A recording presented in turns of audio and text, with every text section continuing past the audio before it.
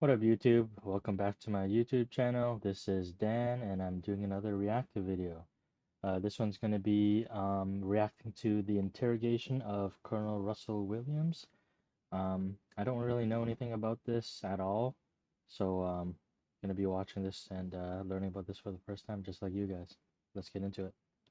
David Russell Williams enrolled in the Royal Canadian Air Force in 1987 and was soon promoted to captain by January 1st, 1991. From that moment on, he would have been addressed as Sir by his subordinates and Captain Williams by his superiors. Described as an elite pilot and shining bright star of the military, he quickly rose through the ranks and was promoted to colonel in June of 2004, while also being appointed the role of commanding officer at CFB Trenton, Canada's largest Air Force base. He was essentially in full command of over 7,000 military personnel, all of whom would have then referred to him as Colonel or Colonel Williams without exception. This would have afforded him an extensive amount of psychosocial equanimity and confidence, and wasn't exclusive to his work life. His designated title of Colonel would have been printed on all forms of identification, and every formal encounter would sanctify this military standing. A doctor, lawyer, police officer, or any other figure of authority would recognize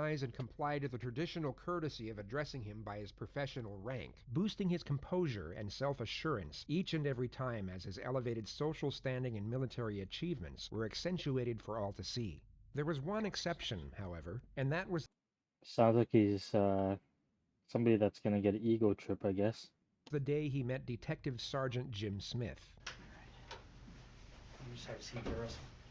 Before clarifying the psychological relevance as to why a senior detective would purposefully refrain from addressing a highly respected military commander by his formal title, first consolidate each of the elements and circumstances that led to the crossing of paths between these two profoundly dissimilar yet equally fascinating individuals. 10 days earlier, on January 28th of 2010, Andy Lloyd received a call from his mother around midday stating that his younger sister, 27-year-old Jessica Lloyd, had failed to show up to work and wasn't responding to phone calls or text messages. He immediately drove to her isolated home on Ontario's Highway 37 and discovered she wasn't there. There was no sign of a break-in, yet Jessica was known for leaving her doors unlocked, and all of her personal items were still inside the premises, including her phone, passport, and driver's license. Ottawa is known for its remarkably low crime rate and widely recognized as the safest city in Canada. The local authorities had I didn't know resources that. to spare, and a missing persons investigation was launched immediately, which included an entire division from the Ottawa Police Force, over 2,000 members of the public, and even a specialist search and rescue unit from the Canadian Air Force. The word spread extremely fast across the city through the help of the media, and on the second day of Jessica's disappearance, an anonymous member of the public came forward with vital information. He stated that while driving home from work the night before, at roughly 3 a.m., he drove past Jessica's house and noticed an SUV parked in a field just a short distance away. He stated that he remembered feeling that something just seemed off,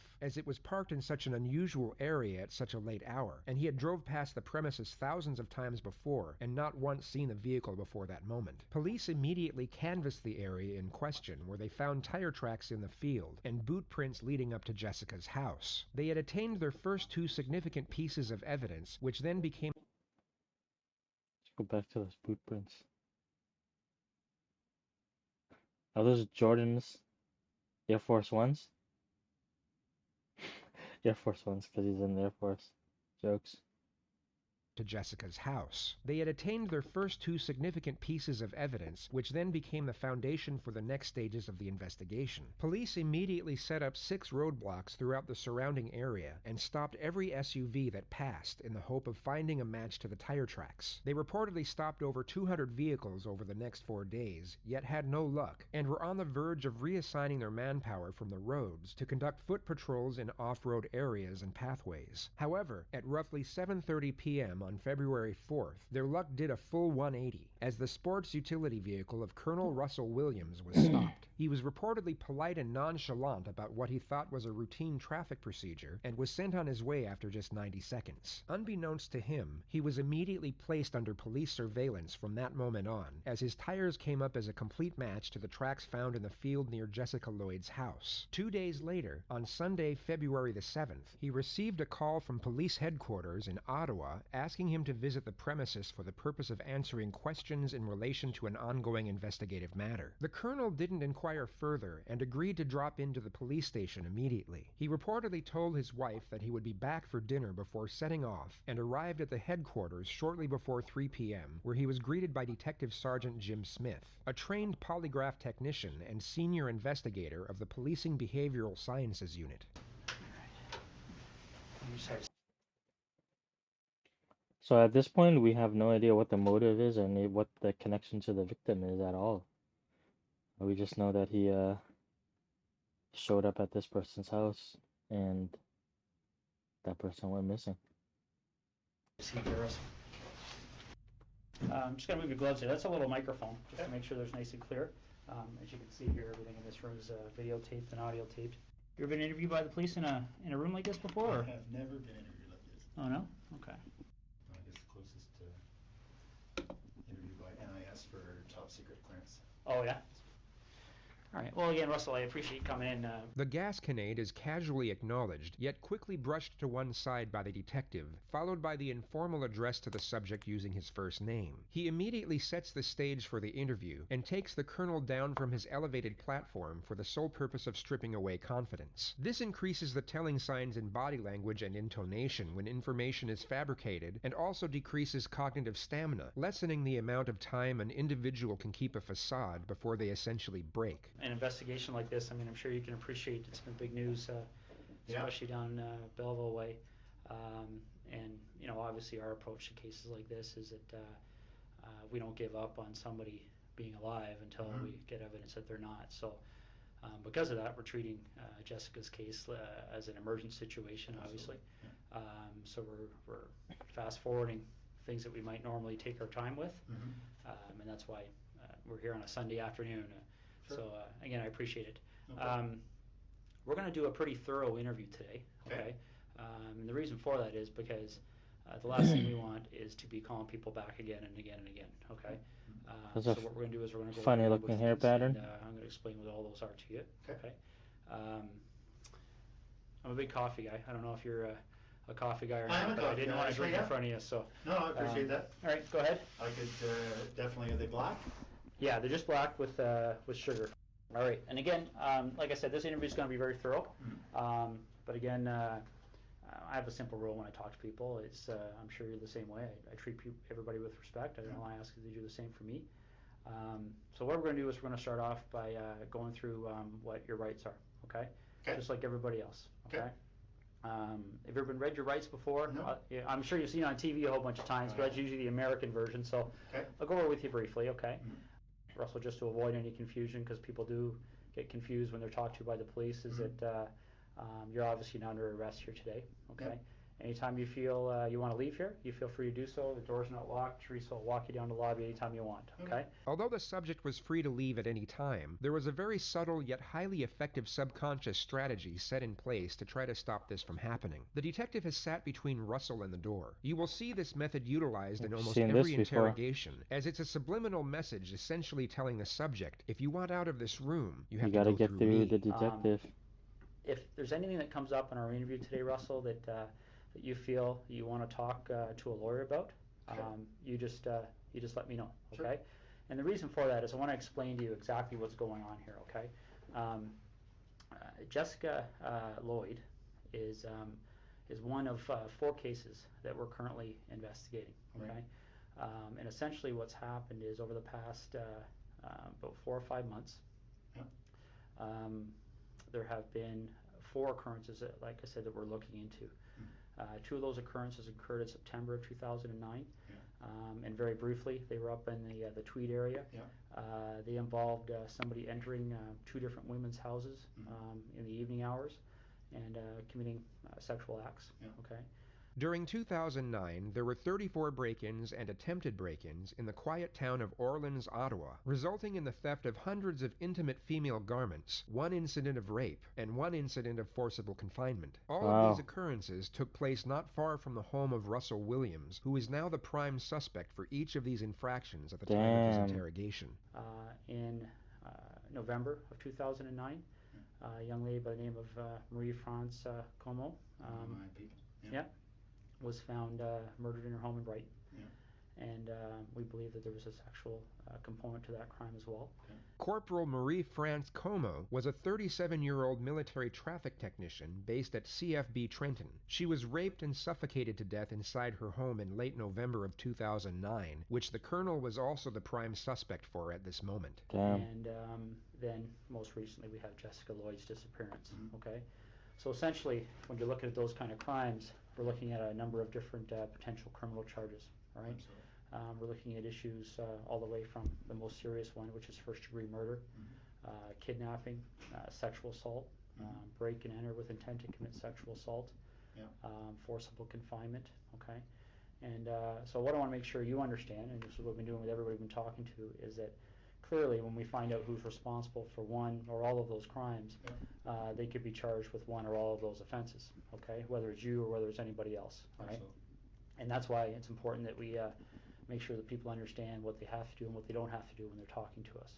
Okay, so as I said before, any point today you feel the need, you want to speak to a lawyer, you let me know, and we can take you to a room where you can do that in private. Okay, is there any reason you want to call a lawyer now?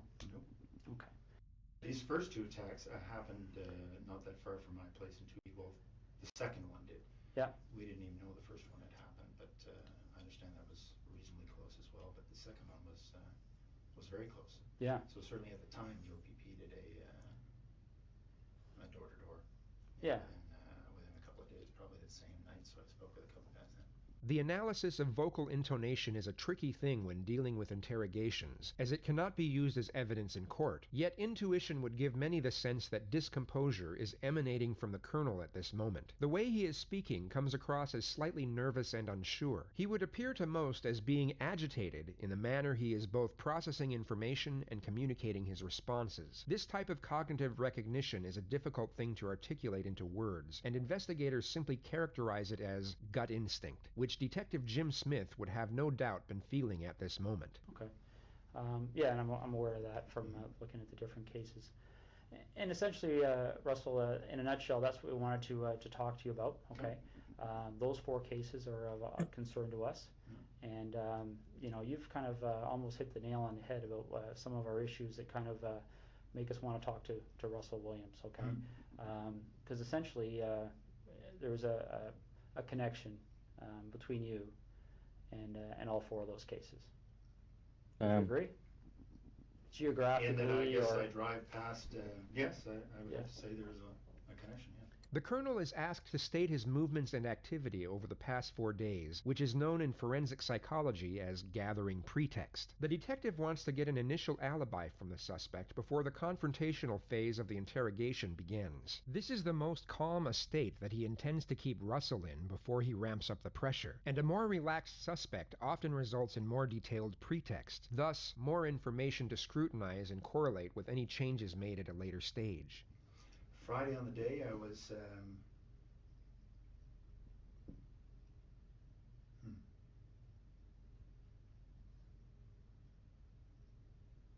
Friday on the day I was at home most of the time. Most of the day I had a sort of a stomach flu. Okay. In Ottawa or Tweed? In Tweed. In Tweed? Tweed is a village in Ontario where the colonel had a second vacation home located roughly 125 miles from his house in Ottawa. Okay. Yeah. So we backtrack then. So all day Friday, you're at home. Yeah. And then what time do you leave to go to the base to sleep there on the Friday night? Not sure. Probably just went in for just before bed. So I probably left Tweed at between 8 and 9 or so. Okay. And you get to the base and spend the evening there and get up for the 5:30. Yeah. Okay. That's right. So we backtrack from there. When did you arrive at your home at the cottage? I don't want to get confused between your home in Ottawa and the home Yeah, in yeah, Tweed. understood. So, No, I had been in Tweed all week. yeah. The week prior now. Yeah, I think that's the case. Was in Tweed all week. Flew Saturday. Headed to Ottawa Saturday night. Okay. So, if you didn't have the stomach flu on the Friday, what was So I your think it was schedule that something day? like 8, really. Okay. Isn't there some like thing where What would have been my schedule? if you Just like do the look to same the left or schedule as. something, or Okay.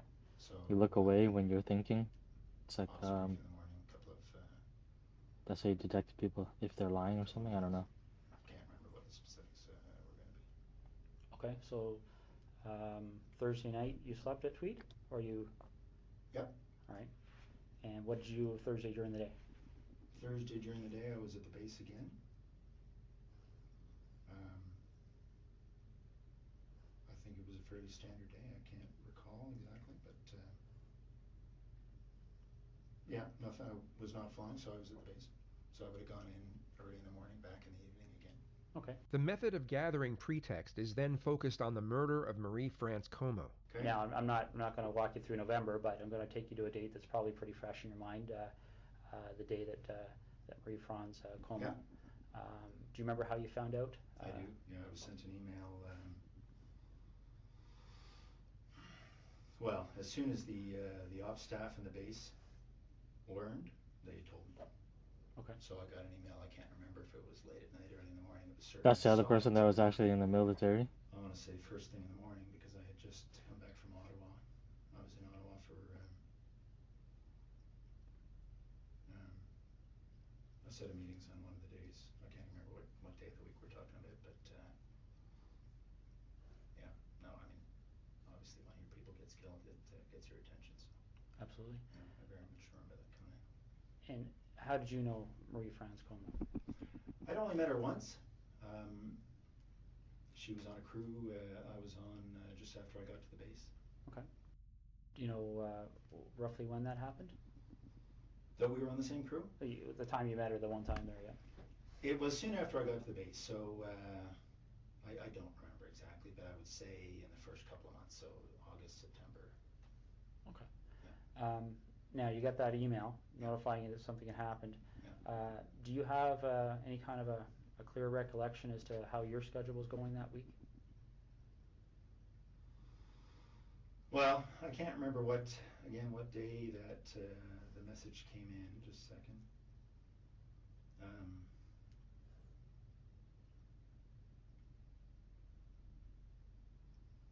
No, I can't remember what day. Yeah, that's what I'm saying. Like he's looking away.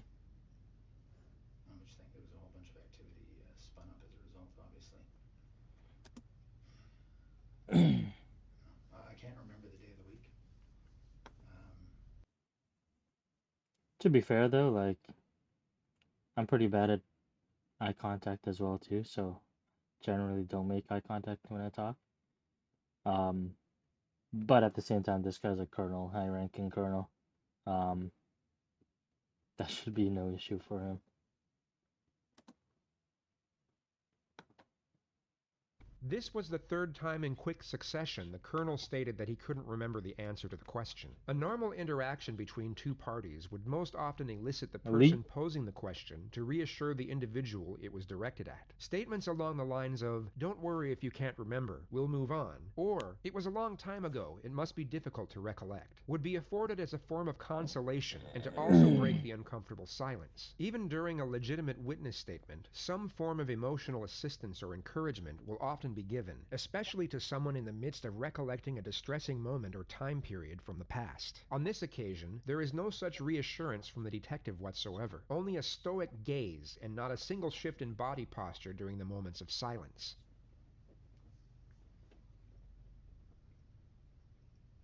I'm just trying to think through the news reports I read. I'd be really interested in watching a detective interrogate a detective. That would be kind of interesting because then they know all the tricks of the trade. That would be really intense. I'm sorry, I can't remember what day that was, but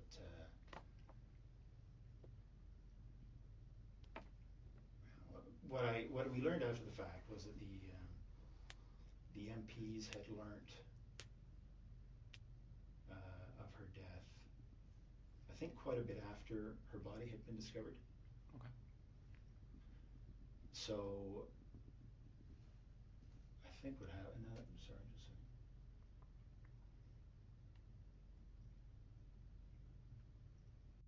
So if we were to you know do a similar investigation in your background, is there anything you can think of that anybody may have misinterpreted, or anything in your history that somebody might say Russell Williams Absolutely. did this? No. Okay. Be very boring. What's that? It'll be very boring. All right, because essentially that's what I'm looking at. Is it? Um, you seem like a very intelligent person, and I think you can see how a surprise like that would certainly set off some alarm bells in our investigation, right? Okay. So the next thing we need to cover off is, well, I'll just ask you this straight out. Given the types of crimes we're investigating, do you get much? I feel like he's still pretty composed. Like, it doesn't seem like he is stressed or anything like that. It doesn't seem like he's panicking at all. Like, he's holding it together. Much chance to watch television shows, CSI, things like that? I do watch. I prefer Law and Order, but I do watch CSI occasionally. Yes. Okay, so you have an idea of obviously the forensic capabilities, things like that are out there. What would you be willing to give me today to help me move past you in this investigation? What? What do you Yeah, what does that mean? Well, would you be Like, willing to supply things like fingerprints, blood samples, Sure. things like that? Yeah. Okay. oh shit. The only two pieces of evidence that police had acquired at this point in time were the tire tracks and the footprints outside the missing person's residence. What many are unaware of is that the DNA found on Marie France Como was not admissible, as her body was highly decomposed at the time of discovery, thus making any genetic analysis virtually impossible, as this was before the era of the latest DNA testing method known as next-generation sequencing. Only one of the sexual assault victims had male DNA found on the back of her neck, yet this was by far the least severe attack, which falls into the bracket of forcible confinement, and had no exterior elements connected to the more serious infractions of murder and rape. The evidence of the tire tracks would be easily refuted by a defense team, as they were a relatively common brand for off-road vehicles, which would extinguish the BRD standard of proof, also known as guilt beyond all reasonable doubt. The only significant piece of evidence were the footprints. It was the singular and emblematic element linked to the culpability So of they look Jessica like Lloyd's Air Force One disappearance. And notice how footprints. the colonel looks down at his own boots as he gives his response to the following request. Footwear impressions. Yeah. Okay. All right. I think that's what we're gonna ask you to do. Okay. All right. I told you when I came in here that I'm gonna treat you with respect, and I've asked you to do the same for me. We talked about the whole idea of how we. I want to see what the Air Force One soles look like.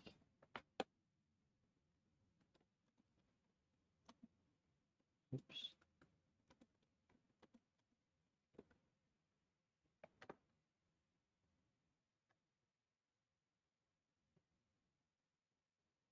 Doesn't it look like that?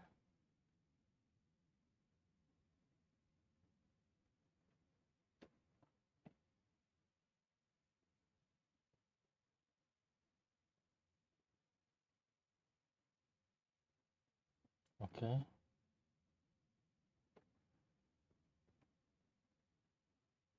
What the fuck is the picture that I want to see?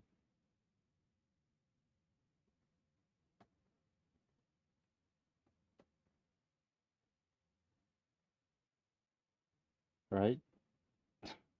Didn't it kind of look like this?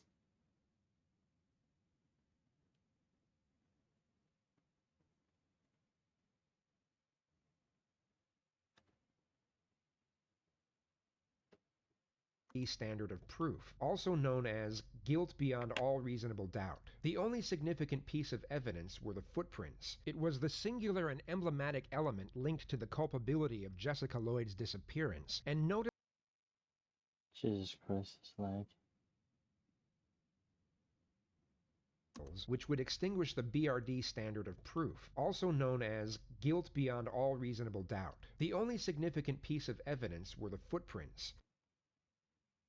Yeah, they It look was like... the singular and emblematic element I don't know if linked to other the shoes have the culpability same of Jessica soles, Lloyd's disappearance. And notice how but... We're asking respect, and I've asked you to do the same for me. We talked about the whole He's idea got of white how shoes. we've Maybe he is wearing Air Force Ones. approached you here. Okay, the trying to be as discreet as possible. He is in the Air Force. But the problem is, Russell, is every time I walk out of this room, there's another issue that comes up. Okay, and it's not issues that point away from you; it's issues that point at you. Okay, and I want you to see what I mean. All right. This is the footwear impression of the person who approached the rear of Jessica Lloyd's house on the evening of the 28th and 29th of January. Yeah. Okay? Because essentially, when you're dealing with footwear impressions, we have a gentleman on the OPP who's basically world-renowned. His name is John Norman. And essentially, with footwear impressions, you're in a situation where you're pretty much in the area of fingerprints. Okay? all of the previous Same size, affirmations same were pattern. fabricated for the sole purpose of heightening psychological pressure. Footprints are not even close to being as indistinguishable nor incriminating as fingerprints. This is 100%. a photocopy of the It's boot that you took it's off pretty your foot close to just a little while ago. Okay. the tire treads. Now, I'm not an expert in footwear impressions, so I rely on the experts. Footwear impressions are very much like fingerprint comparisons. Okay. You Nah. take a look at this print, and again, this is one print. This person walked through. There's several different prints to compare. So we're going to get features off of one print to compare, features off another print to compare. Yep. These are identical.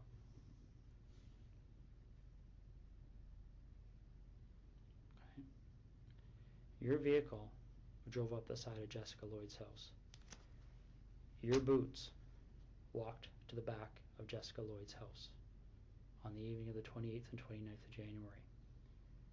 Okay. You want... And he's not denying it. He should be like, no, definitely not me or something. He's just, it's like as if he's processing it and thinking about what to say. But if he was innocent, he would have been denying it immediately. discretion. We need to have some honesty, okay? Because this is getting out of control really fast, Russell. Okay, really, really fast.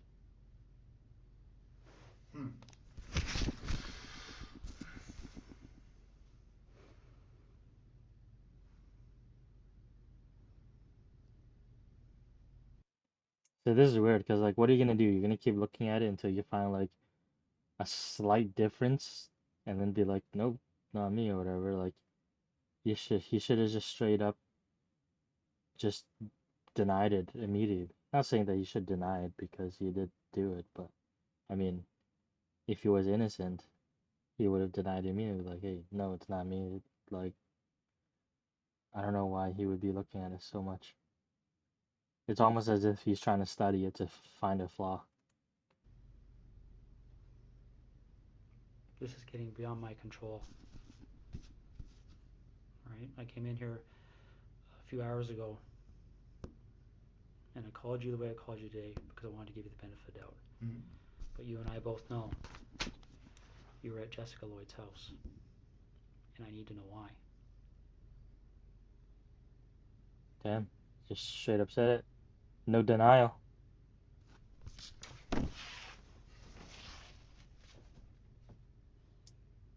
Like, what is that supposed to do? Like, looking at longer is not going to do anything. Gotta deny it.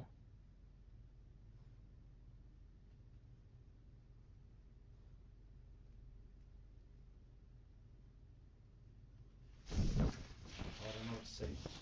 It's Well, you need to explain it because this is the other problem we're having, Russell. Okay? Again, these decisions are made by me. Right now, there's a search warrant being executed at your residence in Ottawa. Okay? So your wife now knows what's going on. Shit, There's a search son. warrant being executed at your residence in Tweed, and your vehicle's been seized. Okay? you and I both know they're going to find evidence that links you to these situations. Okay. You and I both know that the unknown offender, male DNA, on Marie France Comeau's body is going to be matched to you, quite possibly before the evening's over. Okay? This is a major investigation. The Center of Forensic Science is on call 24 hours a day helping us with this. Your opportunity to take some control here and to have some explanation that anybody is going to believe is quickly expiring. Damn, man, he's just like straight up accusing him, and like he's not denying it at all. He's just like, now it seems like he's panicking and he's like, these guys got me. Okay?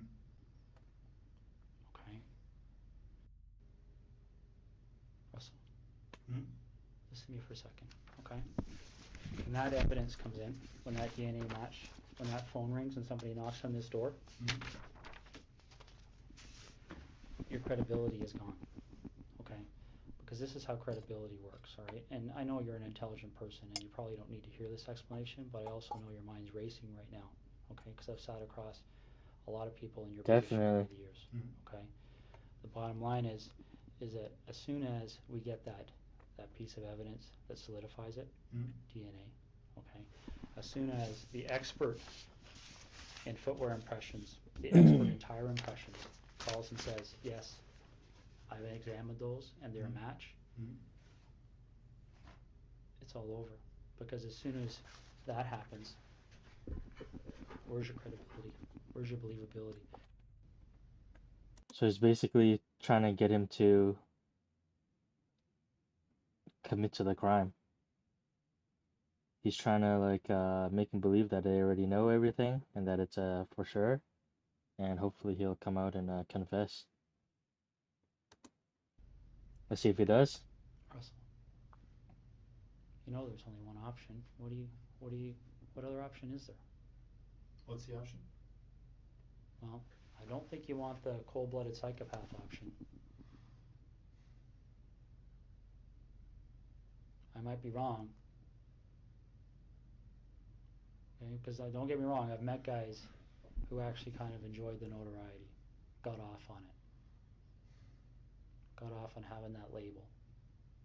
Bernardo being one of them. I don't see that in you. If I saw that in you, I wouldn't be back in here talking to you, quite frankly. He hasn't denied it at all. But maybe I'm wrong. Maybe you got me fooled. I don't know.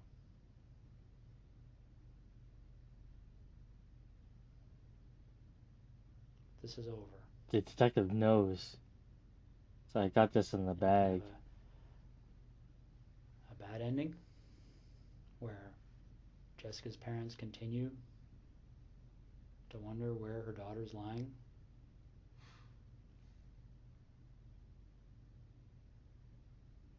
And I don't know. I mean, obviously, there's a huge search still underway, and it'll continue. It'll continue until her body's found. Once that happens, then I don't know what other cards you would have to play.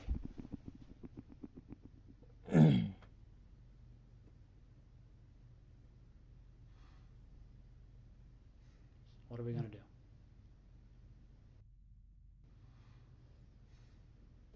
He's got nothing, man. He's just breathing. Russell,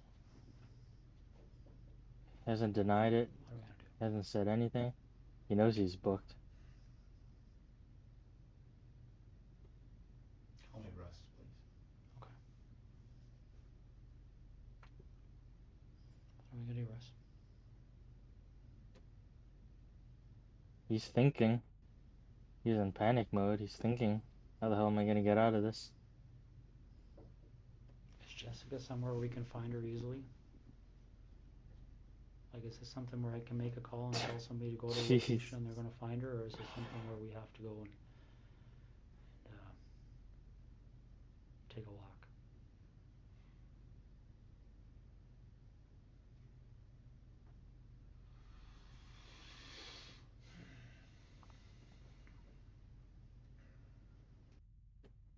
I know the arms cross is supposed to be like putting something in between you and the person, kind of Russ, like a shield. maybe this would help. Can you tell me what the issue is you're struggling with?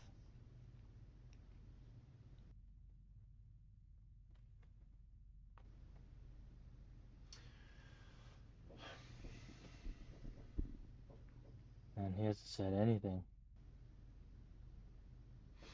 It's hard to believe this is happening. Hard to believe that he got caught. Why is that? Why is it hard to believe?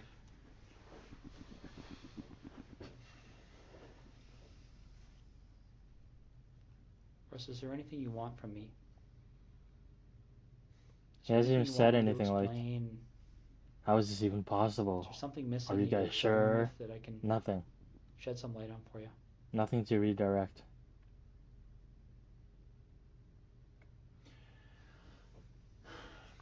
I'm struggling with how upset my wife is right now. Damn. This investigation will end up costing no less than $10 million.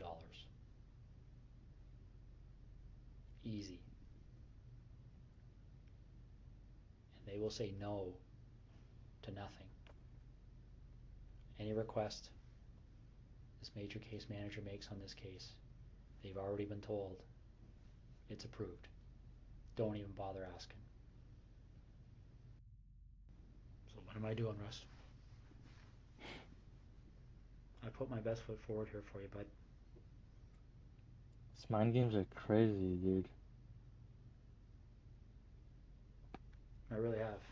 I don't know what else to do to make you understand the impact of what's happening here.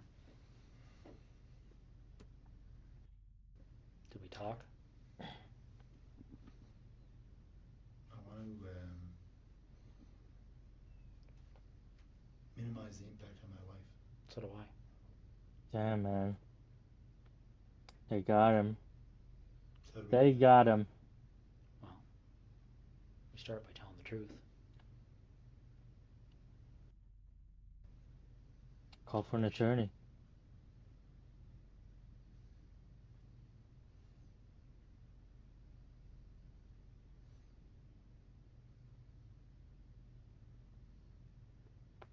He's turning into the wall now. Just facing the wall. Get a map. Oh shit, Is she son. close to where she lives? I've got maps of that general area. Which town is she near? Why don't we start there? I'm not sure if you give me a map of that covers Calagar down to the highway and over to Tweed and south, I'll show you. Let me see what I got here. I might have something. Is she inside, outside? Outside. Damn, man. Is she close to a road? Yep. All right. Is it something where is she buried, or is she somewhere where if you walk there you would fairly easily see her? It's here. Okay. I'll be right back. Okay. Do you want any water or anything? Sure. Just gonna Right come back. back and put him in cuffs. How long has she been there for?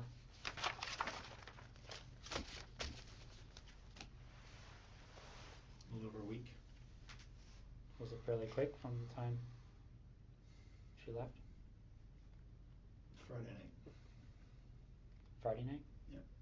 So where was she between Thursday night and Friday night? In Tweed. With you? Yep. How long was she alive for?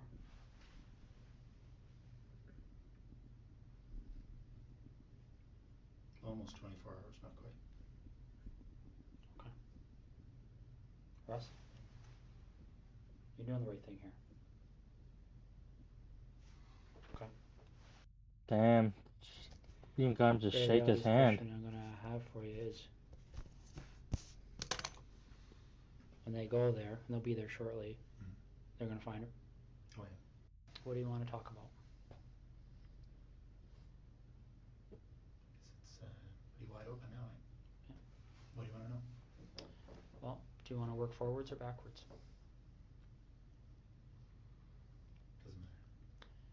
Why don't we start with Jessica?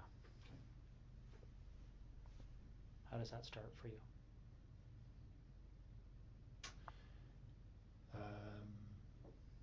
I saw her in her house on her treadmill Wednesday night, I guess. Then I noticed she wasn't there Thursday. So I got into the house, look around.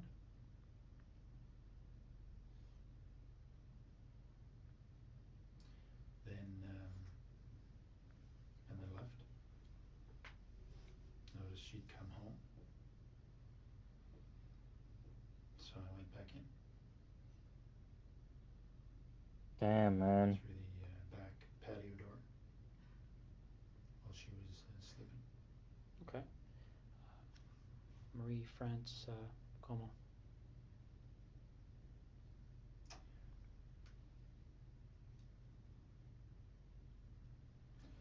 There was an open window in the basement of her house when she was away. I went in there a couple of nights before she came home. Looked around. I went back in there late at night when she was at home. She was on the phone in her bedroom. She actually discovered me in the basement. She was trying to get her cat to come upstairs, and the cat was in the basement, had seen me and was fixated on me in the corner. She couldn't get the cat up, so she came downstairs to try and get the cat, and I'm not more sure why she came over to me. I guess the cat was staring at me, and she was wondering what the cat was staring at. The lights were on. So when she spotted me, I had the same flashlight. I subdued her,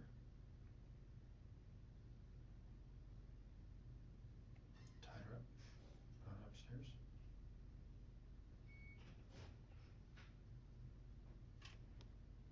That's fucking crazy. And strangled her later in the morning. Why do you think these things happen?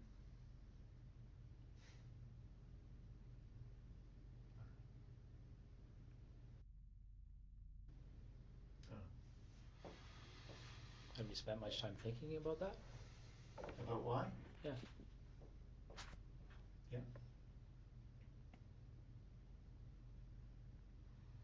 But I don't know the answers.